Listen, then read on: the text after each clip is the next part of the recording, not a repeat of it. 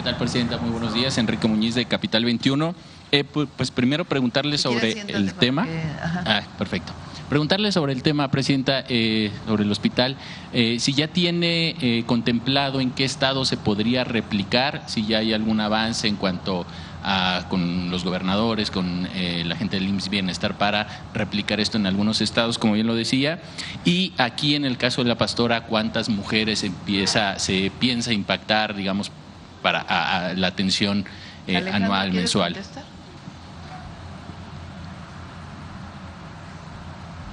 Sí, con su permiso, Presidenta. El hospital funciona en la red de servicios territorial del IMSS Bienestar. Entonces son 142 centros de salud, tanto de la Ciudad de México como del Estado de México, que tributan a este hospital. Además, informarles a todos que hay un consultorio rosa en la entrada del hospital para demanda espontánea. Cualquier mujer puede venir, aunque no tenga referencia directa, y será conducida a la red de atención, detección, diagnóstico y tratamiento con acompañamiento psicológico en una misma unidad.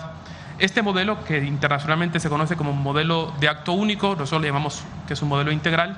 La instrucción de la Presidenta es que al menos cada estado de nuestro país tenga uno de ellos. Algunos serán operados por el IMSS Bienestar, otros por el IMSS, otros por el ISSSTE, pero todos bajo el principio de universalidad. Es decir, que cualquier mujer con o sin seguridad social pueda asistir y que el tratamiento diagnóstico esté garantizado con gratuidad. Muchas gracias. Presidente, y aprovechando ahorita que señalaba, durante este evento ha estado señalando mucho el tema del cablebús, pues ha sido de gran impacto aquí en Ciudad de México, principalmente este modelo de transporte. ¿Cómo ha visto la consolidación de este sistema? Y para la jefa de gobierno, si me permite también preguntarle los avances que hay para las nuevas líneas que se están construyendo principalmente al sur de la capital. Este fue el primer cablebús aquí en la alcaldía Gustavo Madero. Viene de la Sierra de Guadalupe a el metro Indios Verdes. Es un sistema de transporte masivo en realidad. Fue diseñado para 6,000 pasajeros diarios, pero está transportando más y pues cumple una función indispensable. Se tardaban hora y media, 2 horas en bajar, y ahora media hora, 40 minutos de una manera cómoda, segura. Entonces es un gran sistema de movilidad. Después se hizo el de Iztapalapa, de la Sierra de Santa Catarina al Metro Constitución de 1917, y después se hizo el que va a la 4ª sección del Bosque de Chapultepec, que va en realidad a las colonias altas de la alcaldía Álvaro Obregón. Y Clara está haciendo más. Juntas estamos haciendo el de Tlalpan y ella está haciendo más. Si quieres comentarlo, Clara. Sí, el sistema de cablebús se fortalece en esta administración de la ciudad, además del de Tlalpan, que con apoyo del gobierno federal se está llevando a cabo, de las partes altas de Tlalpan hasta el Metro Universidad. El siguiente es de Álvaro Obregón, Magdalena Contreras, que llegará al Metro Mixcoac. Y el siguiente es del Metro Tláhuac a Milpalta. Atravesando por Tláhuac, y se están haciendo las consultas previas en cada uno de los pueblos. Lo importante es que este sistema hace justicia territorial, porque va a las zonas más lejanas y logra garantizar que en menos tiempo y con menos recursos la población pueda movilizarse. La mayor parte de la población que vive en las partes altas de la ciudad tiene una pobreza de tiempo, porque tarda 2-4 horas para ir y venir de su trabajo, y esto ayuda por completo. Es uno de los mejores sistemas públicos de movilidad. Muchas gracias. Presidenta, y entrando al tema del 8M, con lo que pasó el día de ayer, primero preguntarle su opinión acerca de la marcha que se dio en Ciudad de México principalmente, y bueno, pues obviamente en todas las entidades del país. se caracterizó por ser, a diferencia del año pasado, pues más pacífica, con la exigencia de justicia por parte de las mujeres. Esto aunado a lo que usted mencionaba a principios de semana sobre pues la obligación también del Estado, ¿no? de seguir fortaleciendo el tema de la justicia hacia las mujeres. Si nos puede dar su opinión acerca de lo que pasó el día de ayer y cómo vio las manifestaciones. Pues en la mayoría de las entidades de la República fueron manifestaciones pacíficas, diría en todas. Aquí en la Ciudad de México fue una marcha de alrededor de 100,000 mujeres, pacífica, pues demandando alto a la violencia contra las mujeres, además de otras legítimas demandas. Y una parte pues ya de un grupo muy pequeño que pues hace actos pues violentos, que como siempre lo hemos manifestado, pues no estamos de acuerdo con estas formas. Por cierto, muchos hombres en los actos violentos, ni siquiera en una buena parte de las mujeres, algunas mujeres, pero una parte ya pues de personas que pues no se entendía por qué estaban haciendo estas actividades, pero realmente muy minoritarios comparado con lo que fueron pues las marchas en todo el país. Doctora, y ya por último, en el tema del homenaje a Mujeres por la Historia, Mujeres en la Historia, preguntarle qué sectores van a seguir en este reconocimiento que ahorita usted señalaba. Ya fueron ayer las mujeres de la Marina, ahora bueno, pues qué sectores pues vamos seguirían. A seguir mujeres en la medicina, de atención médica, todas las trabajadoras de la salud, científicas, mujeres indígenas, campesinas, además de algunas otras actividades. Está aquí Citlali. Este miércoles mañana, ¿no? Pasado mañana vamos a presentar seguridad, porque se cierra el mes de febrero con los datos, y el miércoles vamos a presentar centros libres. Un acuerdo con las plataformas digitales. A ver, platícalo.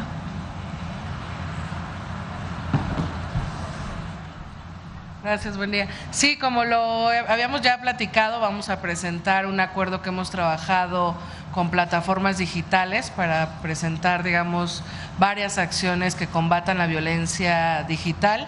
Es el primer acuerdo, por supuesto queremos profundizar en las acciones y lo presentamos este miércoles, presidente. Perfecto, muchas gracias. El jueves presentamos centros libres, ¿no? Que vamos a llegar casi a 1,000 centros libres. Y así vamos a ir dedicando esta semana a temas de mujeres, y la otra pues vamos a seguir también haciendo eventos de reconocimiento. ¿Qué plataformas serían las que se estarían? Todas las plataformas digitales. Ok, gracias. X faltó. Bueno, vamos. A ver, Lisa, que está de visita. Buenos días, presidenta. Liz Vilchis para SDP Noticias. Lo primero que quiero preguntarle sobre el tema es, ¿existe un plan para descentralizar este tipo de tratamientos contra el cáncer y llevarlo a comunidades indígenas, campesinas, alejadas de la capital? Sí, por lo menos va a haber un centro en cada entidad de la República y tiene, como ustedes vieron, telemedicina, que es muy importante. Entonces hay un equipo que, no sé si quieras explicar, Alejandro, que es un equipo de diagnóstico que es no invasivo y se permite que ahí haya un primer diagnóstico. ¿Hacia dónde nos estamos moviendo? Y ese es el objetivo de la atención para cáncer de mama y otros cáncer, otras formas de cáncer que afectan a las mujeres, pero también de otras enfermedades o de otra atención médica. La idea es que el diagnóstico de una radiografía, de una tomografía, de otros equipos, no se tenga que realizar necesariamente en el mismo hospital, sino que la imagen viaje y que haya un centro de diagnóstico. Y en ese centro de diagnóstico, ahora con la ayuda de inteligencia artificial, se pueda diagnosticar al paciente y después hacer el tratamiento cercano. Entonces, no sé si quieras platicar de esto, Alejandro, o David, no sé. Sí, como señalaba nuestra presidenta, el hospital surge como un modelo de atención. Entonces, como vieron ustedes, hay un área de imagenología con especialistas en detección de lesiones benignas y malignas en las mamas, y vamos a poner un equipo que es un equipo no invasivo, es un equipo indoloro en todos los centros de salud tributarios a este hospital. Ahí podemos hacer un diagnóstico de tamizaje, es decir, una detección rápida de todas las mujeres que requieren una comprobación diagnóstica con la mastografía. Gracias, presidenta. En un segundo tema quiero preguntarle a propósito de el homenaje que se hace ayer a las mujeres en las Fuerzas Armadas. Hay una generala que se llama Olga Lidia Juárez Patiño, que es la mujer, digamos, en activo con mayor rango en el ejército mexicano actualmente, lo cual es una señal de que con su llegada a la presidencia pues se rompe el techo de cristal para muchas mujeres en puestos que históricamente han sido para hombres, diseñados para hombres y ejecutados por hombres. Entonces, mi pregunta es: ¿qué siente al saber que su presencia como presidenta de la República coincide con este momento en que otras mujeres conquistan otros espacios? Es un símbolo el llegar a la presidencia como mujer. No es un símbolo para mí, sino es un símbolo para la sociedad. Y no es relacionado con mi persona, sino el que una mujer llegue a la presidencia. Siempre lo he dicho, más que un esfuerzo personal, es la lucha de las mujeres mexicanas por alcanzar distintos espacios en el espacio público. Es histórica la lucha de las mujeres en nuestro país por reconocer el voto, por reconocer todos nuestros derechos. El día de ayer veía una gráfica, no sé si la encuentras por ahí, de la Organización para la Cooperación y el Desarrollo Económico. México es el país que más mujeres tiene en el Congreso.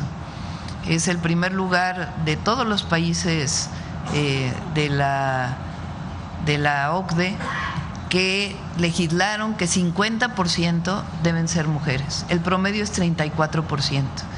Entonces, en ese ámbito, en el ámbito de la representación popular, de la representación política, México tiene un avance enorme. Tenemos que seguir avanzando en otros derechos para las mujeres. Y este símbolo pues ha permeado en muchos espacios de la vida pública, y me da mucho gusto que también haya permeado en las Fuerzas Armadas. Hace 40 años no había mujeres en el ejército. Es bastante reciente que las mujeres sean parte de las Fuerzas Armadas. Evidentemente hay una carrera militar, y para que llegues a ser general o generala, pues se requieren bastantes años, porque tienes que pasar pues por una serie de méritos que te permitan ir ascendiendo. Las mujeres que participaron por primera vez en las Fuerzas Armadas fue en el área médica, y ahí pues ya llegan a otros niveles. Ya en la parte que tiene que ver directamente con el ejército, con las Fuerzas Armadas, pues es más reciente, y tenemos que esperar para ver generalas de división, pero en algún momento estoy segura que lo vamos a ver. Presidenta, a propósito de lo que está diciendo, pues muchas mujeres llegan a posiciones de poder, suelen enfrentar críticas desproporcionadas o cuestionamientos distintos a los que reciben los hombres.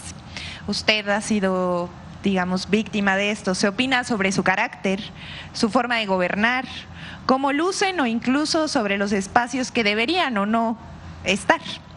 Desde su experiencia como la primera mujer presidenta, a propósito del 8 de marzo, ¿ha sentido este tipo de presiones o juicios distintos por el hecho de ser mujer? ¿Cómo se trata distinto a un hombre en el poder que a una mujer en el poder? ¿Y qué mensaje le daría a las niñas y jóvenes que pues por temor o al que dirán no acceden a estos espacios? Yo creo que nos tocó un momento en donde nos toca demostrar los resultados de la transformación. Hubo un primer periodo con el presidente López Obrador donde hay enormes resultados, y tenemos que seguir avanzando en esos resultados. Y hay algunos sectores de poder que no les gusta la transformación.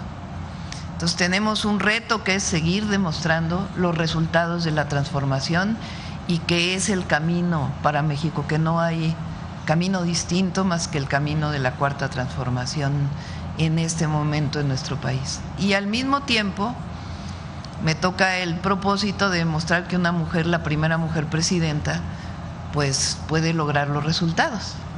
Entonces es un reto doble. Y en efecto, a veces a las mujeres nos piden lo doble que a los varones, que a los hombres, para poder demostrar que en efecto podemos hacer lo que un varón ha hecho en la historia. Y pues creo que lo estamos demostrando, como lo han demostrado compañeras, la jefa de gobierno, gobernadoras en nuestro país. Ahora, siempre hemos pensado que es doble, no solo es el reto de las mujeres en los distintos espacios de la vida pública. Para nosotros es la lucha por la justicia en todos los ámbitos. Es la justicia social, por el bien de todos, primero las y los pobres, el que haya acceso a la salud, el que haya acceso a la educación para todas y para todos, y también la igualdad de las mujeres. Es decir, es parte de nuestra lucha por la justicia que hemos venido pues haciendo desde hace muchísimos años. Por último, Presidenta, tengo una pregunta sobre, pues este fin de semana nuevamente se activó lo que parece una estrategia permanente de desinformación. No sabemos si es, bueno, básicamente sí, esta vez respecto al expresidente López Obrador y su salud. Sí. Bueno, este es un ejemplo de cómo se exponencia la mentira para que se replique de forma masiva, y cuando se desmiente el relato, la gente acusa, censura de la supuesta mentira. Entonces mi pregunta es, ¿ya han identificado esta forma de construir el relato como parte de una estrategia permanente de la oposición y de, también hay que decirlo, factores externos al país que están promoviendo la derecha, que la derecha avance en América Latina? ¿Y hasta dónde la infodemia como una estrategia de la derecha y de grupos opositores ha logrado enquistarse en la vida pública de México? Primero, la irresponsabilidad de algunos comunicadores, y lo digo con todas sus letras. Jorge Fernández Menéndez. Él fue quien estuvo difundiendo que el presidente López Obrador había entrado al hospital militar. ¿Qué fuente tenía?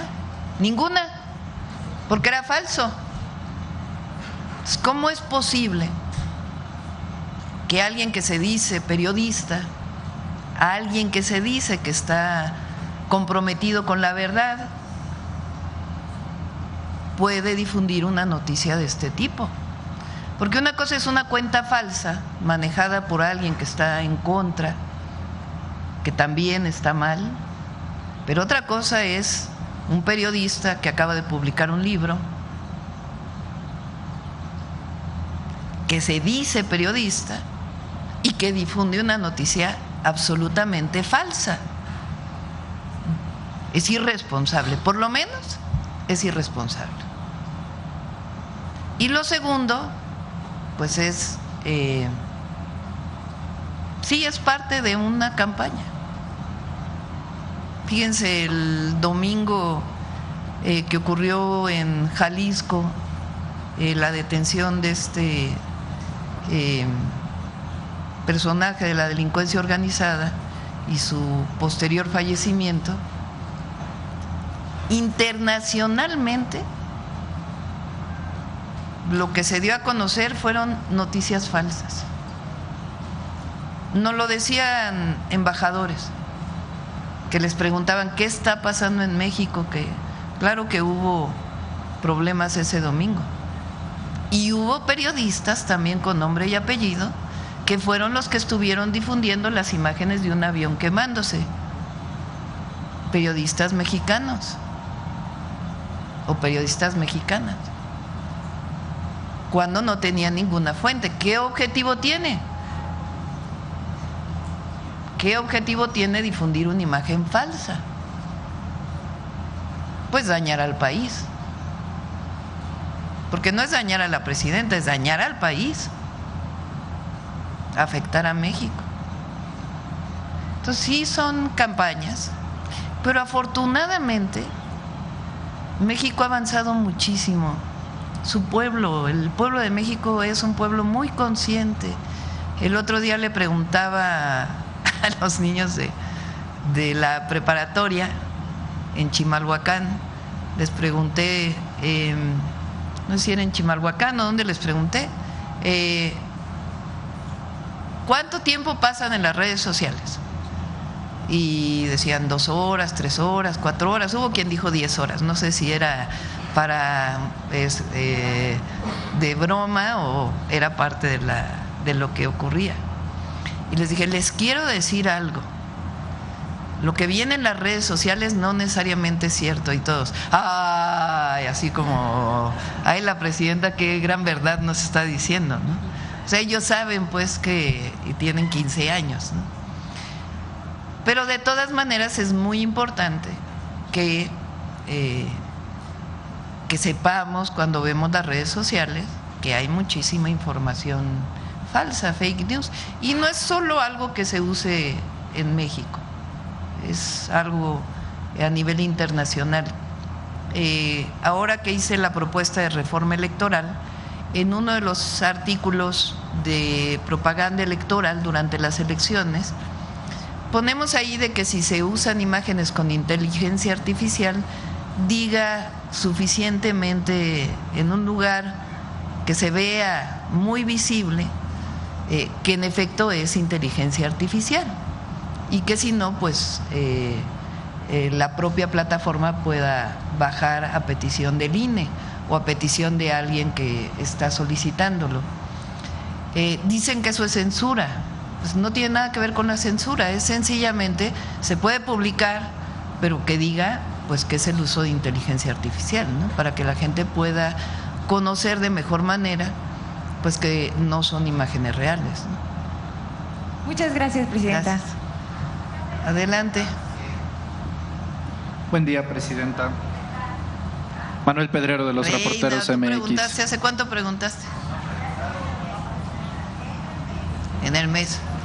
No, fue hace como 15 días. Adelante. Bueno, como decía antes de ser infantilmente interrumpido, presidenta, la general de división, ya había una general antes, la general de división Marta Patricia Fernández, ella es en retiro, general de división también, entonces ya hay un precedente de eso. Me refería de armas, digamos. Sí, justo, sí. Ahí está. Bueno, presidenta, aprovechando el tema médico, hay muchos productos esencialmente para la salud de la mujer que cuentan con un impuesto altísimo en comparación a otros productos de consumo para hombres. Preguntarle si en el orden programático de su gobierno usted o la secretaria de la Mujer, Citlali Hernández, tengan vislumbrado en algún momento enviar al legislativo una propuesta para erradicar estos impuestos a los productos de artículos de salud. En el caso de la medicina, el objetivo es que sea gratuito en los centros de salud y los hospitales, que hemos avanzado muchísimo en el acceso a los medicamentos gratuitos, principalmente con las rutas de la salud y la compra de medicamentos y el abastecimiento que se normalizó. Y también hay impuestos, hay productos que no tienen impuestos relacionados con productos de higiene para las mujeres. Toallas sanitarias. Y bueno, puede analizarse alguna otra propuesta. Ok. Presidenta, en el marco del 8M, el presidente Donald Trump este fin de semana, la verdad que una serie de comentarios despectivos, incluso de remedo, refiriéndose al caso mexicano, refiriéndose a usted en este pues club de Tobin, por cierto, ninguna mujer mandataria convocada en esta convocatoria para hacer un borde de paz en el continente americano, refiriéndose al caso mexicano como el epicentro de la violencia. Preguntarle si su gobierno ya va a fijar postura respecto a estas declaraciones del presidente Trump. Lo hemos hecho muchas veces. Qué bueno que el presidente Trump dice públicamente que cuando nos ha propuesto que entre el ejército de Estados Unidos a México hemos dicho que no. Porque es la verdad, hemos dicho que no. Y orgullosamente seguimos diciendo que no, que colaboramos y cooperamos en inteligencia y en otras actividades relacionadas con la seguridad, pero que las operaciones en México las realizan las Fuerzas Armadas o la Secretaría de Seguridad, la Guardia Nacional o las policías estatales y las fiscalías. Entonces, en efecto, hemos dicho que no. Y hemos avanzado. Mañana van a ver los resultados de seguridad y tenemos que seguir avanzando en los resultados. Y lo hemos dicho en otras ocasiones, lo vamos a mostrar ya con más detalle. Creemos que hay algo en los que nos puede ayudar mucho Estados Unidos, que detenga el tráfico de armas ilegales de Estados Unidos a México. Los grupos delincuenciales, la delincuencia organizada, el armamento que tiene, por lo menos el 75%, reconocido por el propio Departamento de Justicia de los Estados Unidos, viene de los Estados Unidos. Si para la entrada de armas ilegales de Estados Unidos a México, pues estos grupos no van a tener este tipo de armamento de alto poder para poder realizar sus actividades delincuenciales. Entonces eso es algo en lo que Estados Unidos nos puede ayudar muchísimo, muchísimo.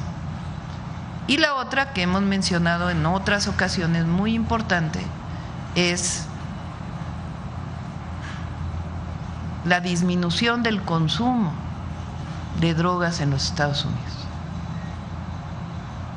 Porque no solamente es que deje de pasar droga de México a Estados Unidos, que ahí estamos colaborando muchísimo, se ha reducido a la mitad el fentanilo que cruza de México a los Estados Unidos y otras drogas también. Y vamos a seguir trabajando porque no queremos que las drogas lleguen ni a los jóvenes de Estados Unidos, ni a ningún joven de México, ni a ningún joven de ningún lugar del mundo. Pero hay una parte muy importante que hay que trabajar, que es en la disminución del uso de las drogas en Estados Unidos, y en México estamos haciendo lo propio desde las escuelas y con las campañas en contra del consumo de drogas.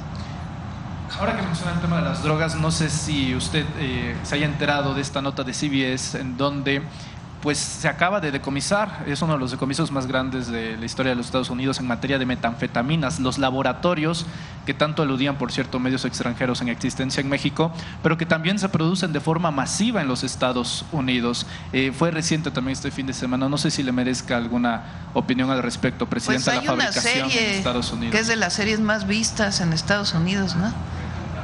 ¿Cómo se llama? Breaking Bad. Breaking Bad. ¿De qué se trata? Pues de la fabricación de metanfetamina en los Estados Unidos y de los grupos en Estados Unidos. ¿Ya la vio? Que se dedican a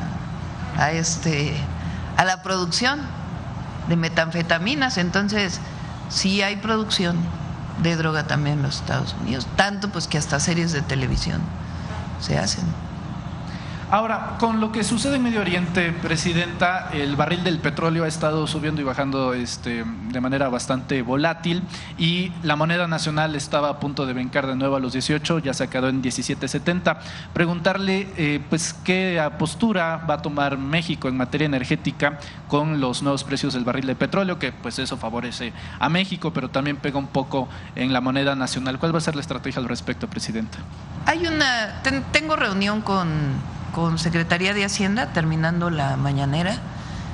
Hay un esquema para evitar que todavía hay una parte de la gasolina que se importa, y además los precios del petróleo pues están fijados internacionalmente.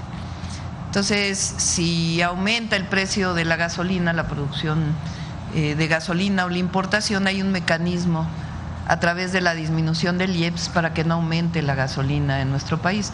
Ese lo dejó el presidente López Obrador en el 2022, cuando aumentaron los precios debido a la guerra en Ucrania.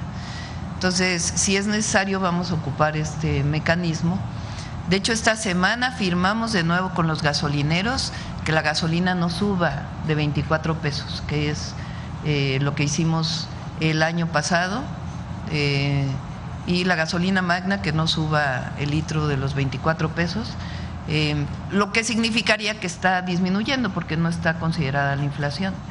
Entonces, este acuerdo se firma esta semana con todos los gasolineros. El acuerdo previo creo que duró como unos 6 meses. También Cada 6 meses se firma. Ok. Sí. Para finalizar, Presidenta, un par de preguntas finales. Primero, sobre el marco del 8M, del Día Internacional de la Mujer, me gustaría preguntarle, sobre todo como politólogos, a conocer su opinión acerca de si el feminismo es compatible con la ideología y el pensamiento de derecha, con el conservadurismo. Esto se lo menciono más que nada ya que muchas mujeres el día de ayer denunciaban una politización por parte de partidos políticos, pero también de figuras ligadas al conservadurismo, muchas de ellas también ligadas a personajes que han promovido de manera sistemática la violencia, la misoginia, el machismo, los insultos incluso hacia la figura presidencial que usted representa. ¿Es el feminismo compatible con la derecha, Presidenta? Pues desde mi punto de vista no, porque la derecha no cree en los derechos de las personas. La derecha visualiza los derechos como privilegios y mercancías. La derecha visualiza, no reconoce la diversidad en todos los sentidos. La derecha visualiza, paradójicamente, aunque hablen de libertad, un país sin libertades o una sociedad sin libertades, una sociedad en donde la represión y la censura sean la base de la convivencia social, si se puede hablar de convivencia. La derecha históricamente ha negado derechos a las mujeres. La derecha no visualiza a una mujer en los distintos ámbitos de la vida pública. La derecha está contra la diversidad. Entonces, nosotros hablamos de derechos de la mujer indígena, de los derechos de la mujer campesina, de los derechos de la obrera, de los derechos del ama de casa, de los derechos de las trabajadoras del hogar, de los derechos de las mujeres comerciantes, de los derechos de todas las mujeres en todo el ámbito de la diversidad que también somos las mujeres. La derecha no reconoce eso. Y hay que recordar nada más, pues los presidentes reconocidos, digamos, del PAN, aunque en realidad es el PRIAN, porque desde Salinas de Gortari dejó de haber PAN y PRI, se convirtió en el PRIAN.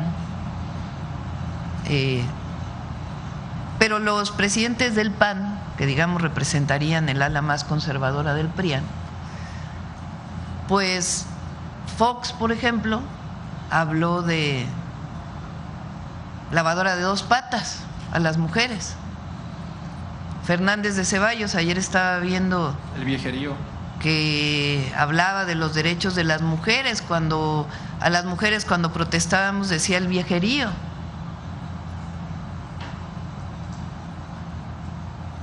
Y en general, los derechos de las mujeres pues no son reconocidos por la derecha. Gracias, Presidenta. Mi pregunta final sería para la jefa de gobierno, Clara Brugada. Casi no tenemos oportunidad de hablar, pero recientemente un informe técnico de la Secretaría de Finanzas del Gobierno de la Ciudad, sobre todo en obra pública, marca a la GAM como el primer lugar, 3,000 millones de pesos en materia de obra pública. ¿Por qué rescato el tema? Porque los presupuestos no son iguales para todas las alcaldías. Algunas, teniendo más, como es el caso de la Cuauhtémoc, no destinan ni el 15% del presupuesto total en obra pública. Aquí ronda más o menos del 52%, si no me equivoco, jefa de gobierno. Si nos pudiera dar una opinión al respecto.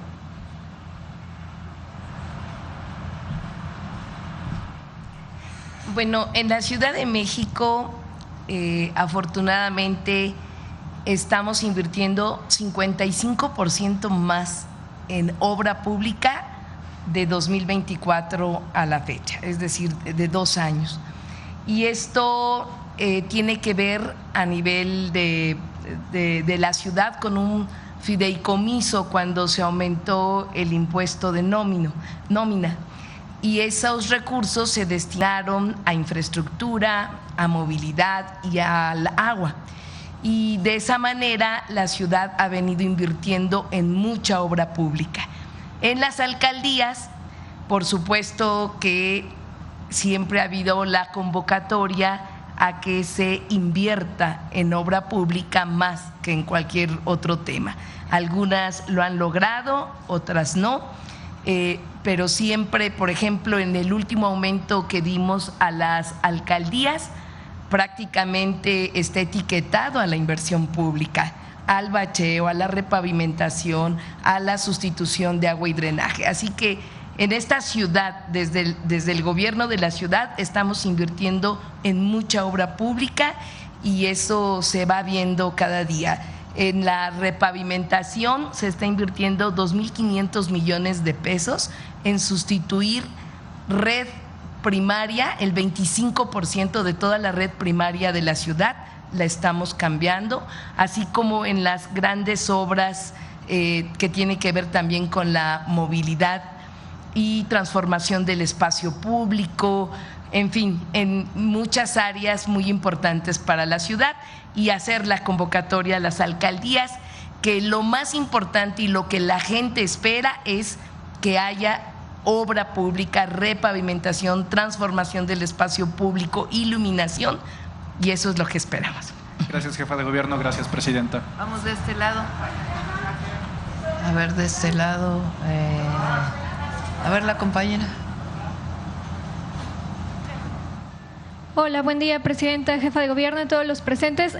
Si nos pudieran precisar primero sobre este hospital La Pastora, el monto, la inversión que se hizo, y preguntarles también sobre la capacidad que tiene el hospital, es decir, a cuántas personas va a beneficiar o cuántas personas van a atender, no sé, mensualmente, por ejemplo.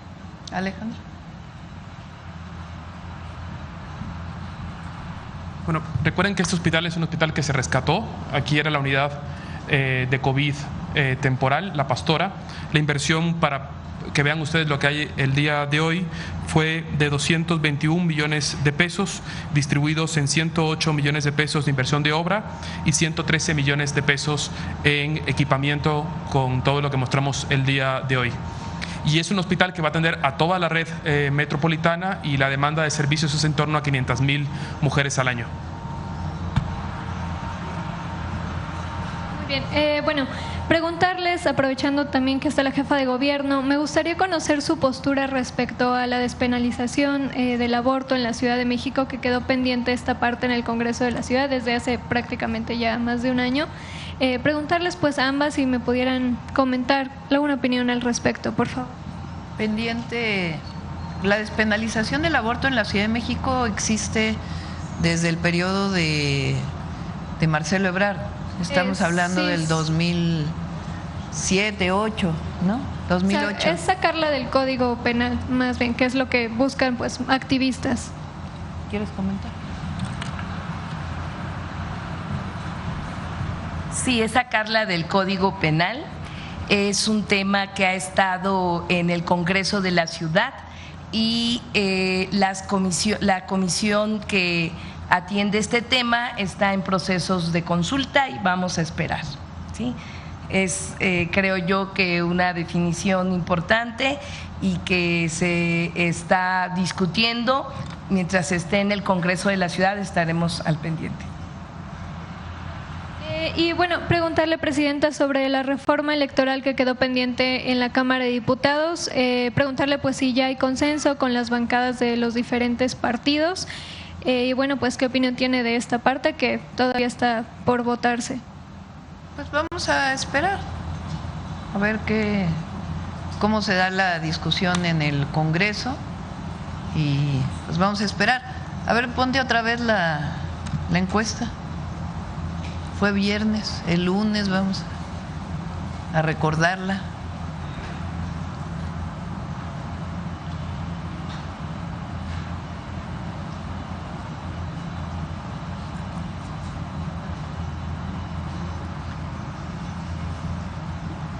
Esta salió el 4 de marzo de 2026.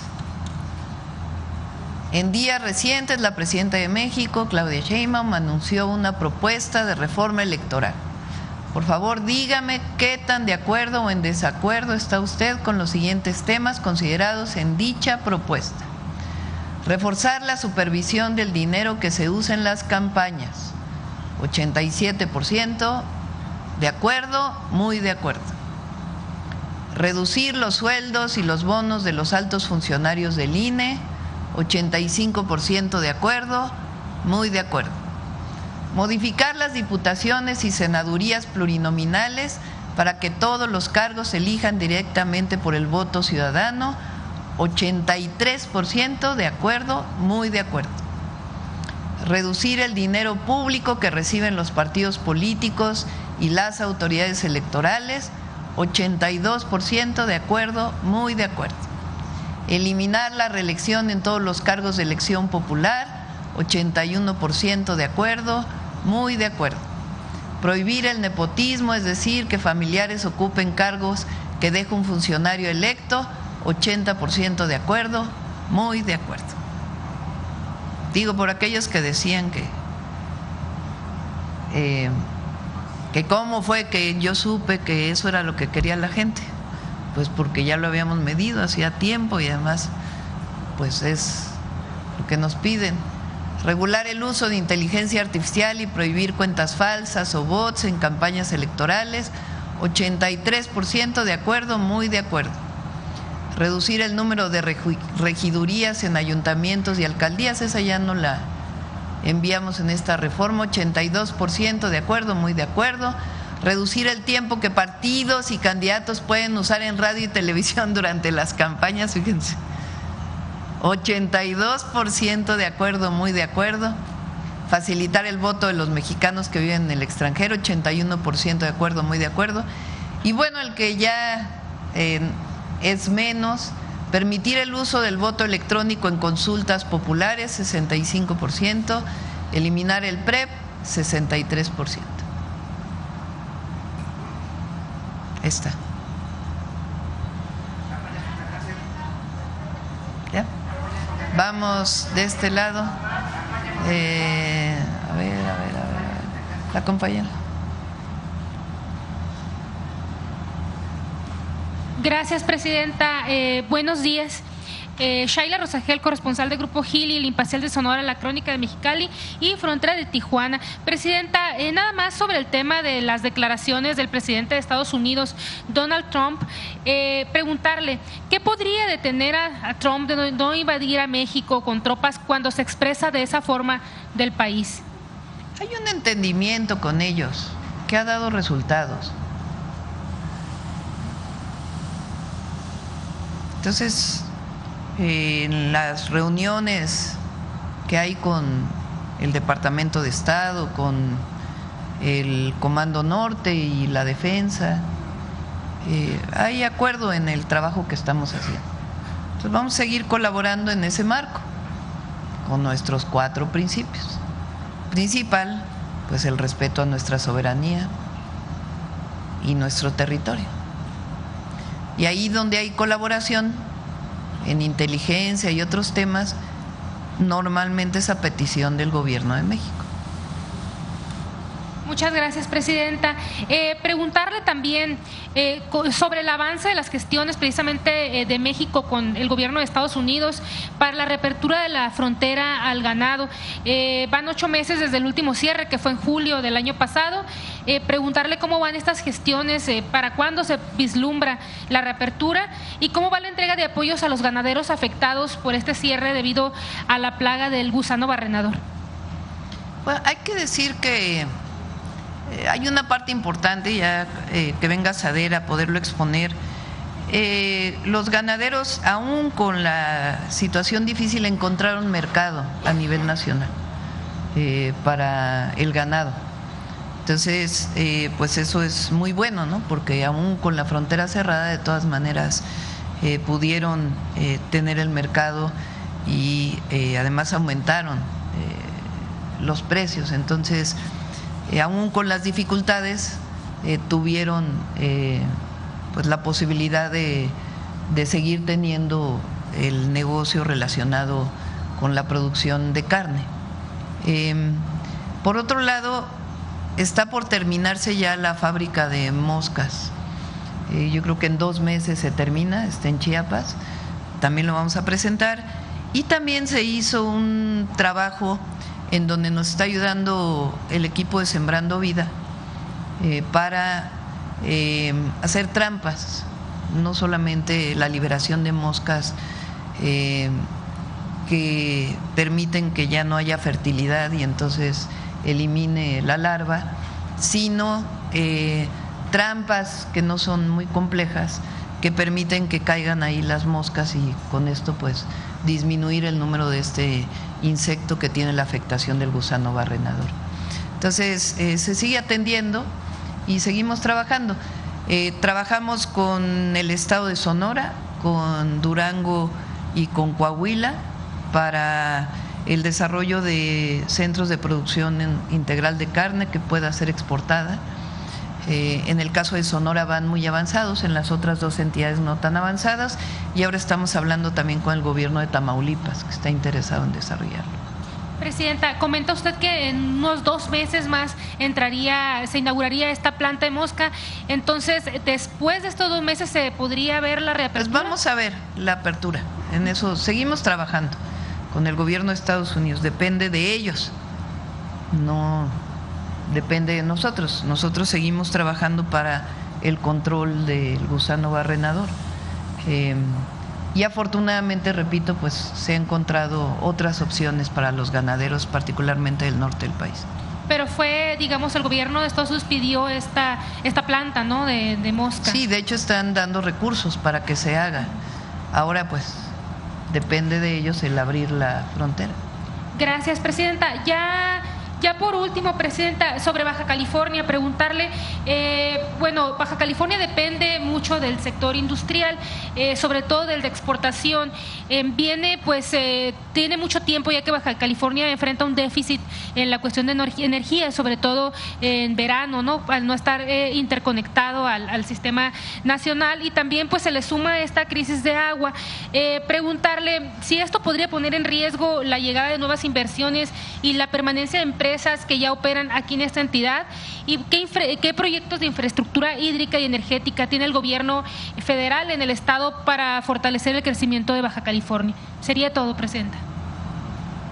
Baja California tiene 3 plantas que hizo el presidente López Obrador y se está haciendo la interconexión de Sonora a Baja California a través de una línea de transmisión que va avanzando, tiene sus complicaciones pero va avanzando. Y están operando. Una de ellas inició su operación con diésel y ya está por operar con gas natural. Entonces eso ayuda a Baja California y a Sonora, al norte de Sonora particularmente. Y por otro lado, ahí están diseñados varios proyectos de energía renovable. Recuerden que estamos con un proyecto pues muy ambicioso de generación eléctrica, tanto con inversión pública como con inversión mixta. Mixta quiere decir 54% pública, 46% privada en las plantas de generación, la mayoría de energías renovables. Y lo platiqué hace unos días, pensábamos que en un concurso que se abrió iban a llegar 30 proyectos y llegaron 300 proyectos que está evaluando la Secretaría de Energía, y además una inversión de cerca de 100,000 millones de pesos en transmisión y distribución de energía eléctrica. Entonces no tiene, el problema energético no es problema para que se siga desarrollando la zona industrial de Baja California. Y en Baja California está el proyecto de la desaladora de Rosarito, sobre todo para consumo humano, lo que va a permitir pues también liberar agua para otros usos. Vamos de este lado, a ver, de este lado. A ver, el compañero que no ha venido. Gracias. Muy buenos días, presidenta, jefa de gobierno, compañeros. Samuel Camal de Multimedios MX Noticias y también corresponsal en el sureste. Sabemos que se reunió la semana pasada con la gobernadora de Quintana Roo con respecto a su próxima gira de trabajo. Si nos pudiera platicar, sobre todo porque es el puente Nichupté y además han hecho obras hospitalarias millonarias en esta parte del país. Si nos pudiera platicar, sobre todo también un evento bancario internacional que se realizará ahí. Quintana Roo tiene 2 o 3 hospitales, Alejandro, que estamos construyendo. Uno en Carrillo Puerto y el otro en Cancún, ¿no? En Cancún. Y estamos trabajando con la gobernadora para ver si podemos ampliar para poder tener un hospital que tenga todavía más especialidades. Estamos trabajando con ella en esto. Además, hay varios proyectos que ella tiene de inversión, que está muy interesada en que se desarrollen. Está pendiente pues que funcione el Puerto Libre de Chetumal, que es uno de los proyectos que dejó el presidente López Obrador. Ya tiene los incentivos, estamos buscando más incentivos para que funcione, ya está el mercado realmente para poderlo hacer. Varios proyectos de inversión que tiene la gobernadora. Ahí se va a hacer la Convención Bancaria de Valores en Cancún, vamos a ir para allá también, y otros proyectos que estamos desarrollando con Mara. Gracias. El puente Nichupté, íbamos a inaugurarlo en diciembre, después en enero, muy probablemente lo inauguremos en abril. ¿Cuál es la razón? Se están haciendo pruebas de carga, se llama, en el puente. Ya está completo el puente, ya se terminó. A ver si te pasa el video, Jesús, creo que el otro día lo pasó, a ver si lo tienen por ahí. Ya está completo, está hermosísimo, hermosísimo. Miren nada más, pasa por la laguna.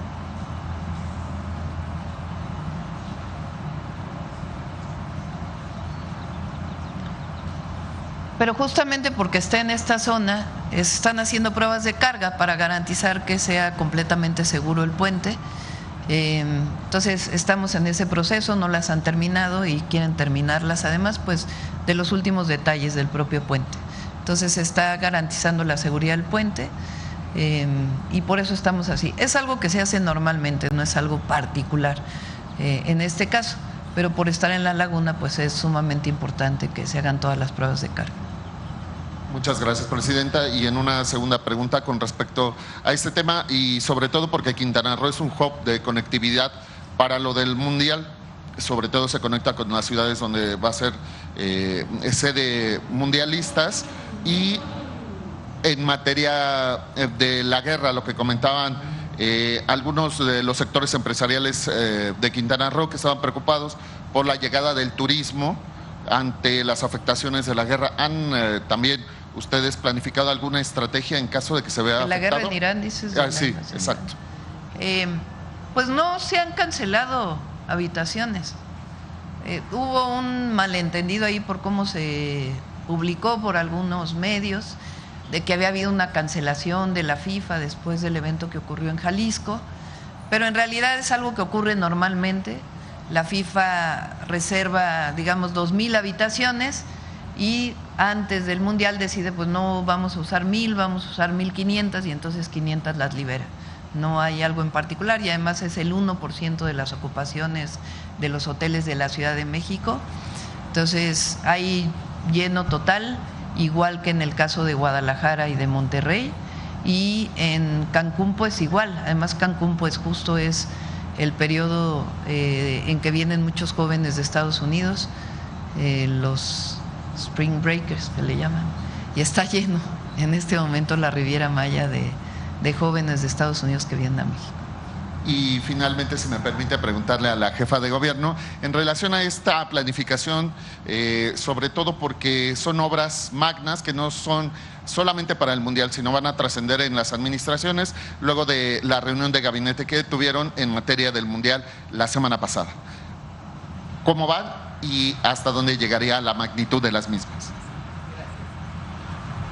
Sí, el miércoles pasado instalamos un gabinete entre alcaldías y gobierno de la ciudad rumbo al Mundial. Este gabinete va a reunirse periódicamente cada 15 días y ya antes del Mundial cada semana y las veces que sean necesarias. El objetivo de este gabinete es coordinar al menos algunos puntos. Uno de ellos es infraestructura y servicios, es decir, que las alcaldías trabajen todo el tema que tiene que ver con servicios en sus territorios, en sus demarcaciones, pavimentaciones, iluminación, para recibir al Mundial. Es muy importante que la ciudad tenga todos los servicios. Todas las obras que se hacen no son solo y exclusivas para el Mundial, todas tienen un carácter permanente y de apoyo a la población. El segundo punto es gobierno y seguridad. Necesitamos una coordinación estrecha para ese periodo del Mundial entre alcaldías y gobierno de la ciudad, y por eso es muy importante el trabajo que se haga previo en cada demarcación. Y el tercer eje tiene que ver con apoyar la infraestructura turística que cada demarcación tiene y que seguramente se va a ir a visitar. Y por último, el conjunto de acciones sociales y deportivas que se están generando entre las alcaldías y en los propios, en cada alcaldía. Estamos construyendo más de 500 canchas de fútbol, algunas nuevas y otras rehabilitación, entre gobierno de la ciudad, que son 300, y 200 las alcaldías. Se leyó en esa reunión cuántas canchas están construyendo cada alcaldía. ¿Y por qué? Porque queremos que esta infraestructura no solo sirva rumbo al Mundial, sino genere un conjunto de acciones deportivas y sociales. Queremos un Mundial social, como dice la presidenta, un Mundial que en todos los territorios, desde los más alejados hasta el centro de la ciudad, haya deportes y se reciba jugando en movimiento. Y eso es lo que estamos haciendo. Además, toda la infraestructura que nosotros planteamos desde un inicio para el Mundial, pues ya muchas de ellas tienen avance, ya empezaron a llegar los trenes para el tren ligero, que vamos a modernizarlo, duplicar la cantidad de trenes y lograr que sea que más población pueda transportarse. Las obras alrededor del estadio ya están concluyendo, se incrementó la manera de cómo se recibe la lluvia. Recordemos que el Mundial va a ser en medio de lluvia, entonces estamos trabajando mucho para que haya la obra, la infraestructura necesaria alrededor del estadio para la propia gente que vive alrededor. Agua, drenaje, un jardín de lluvia maravilloso, el más grande del país en esa zona, además de iluminación y proyectos de transporte de la zona, la calzada elevada, el parque peatonal que estamos desarrollando de Tlaxcuaque a Chabacano. Todo eso va a estar a tiempo para el Mundial. Muchísimas gracias. Gracias, presidente. Pues yo creo que ya no. Vámonos. Humanismo mexicano, vamos a cerrar. Sí, vamos.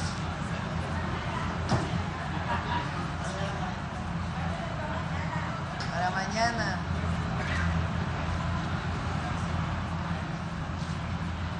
Gracias, muy buenos días, señora presidenta, muy buenos días, jefa de gobierno, secretarios, compañeras y compañeros.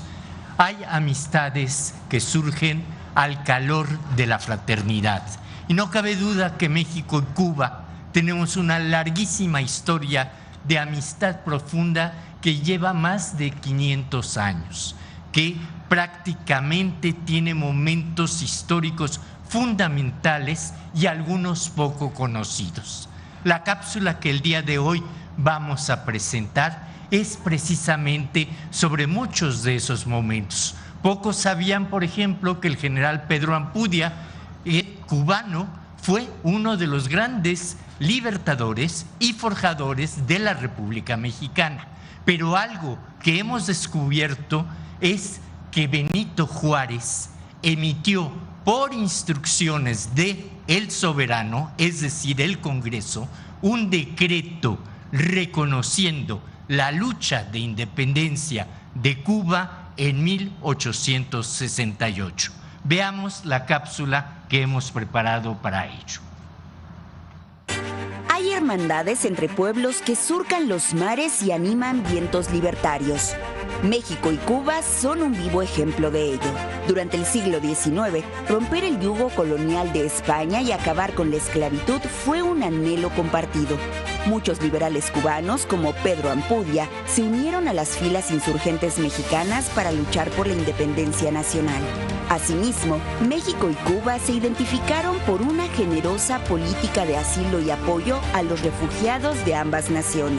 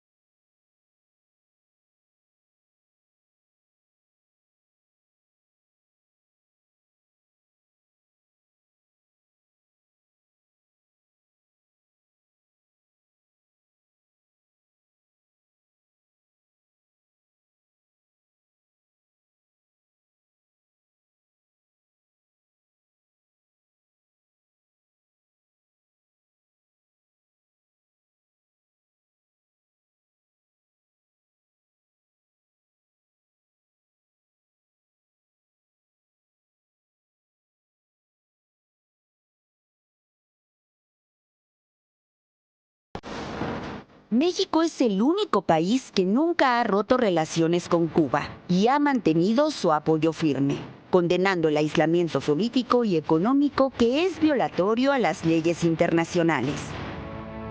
México y Cuba tienen historias hermanadas y el humanismo mexicano inspira y revitaliza la solidaridad entre nuestras naciones que buscan vivir bajo el principio de que la paz es fruto de la justicia y del respeto entre nuestros pueblos.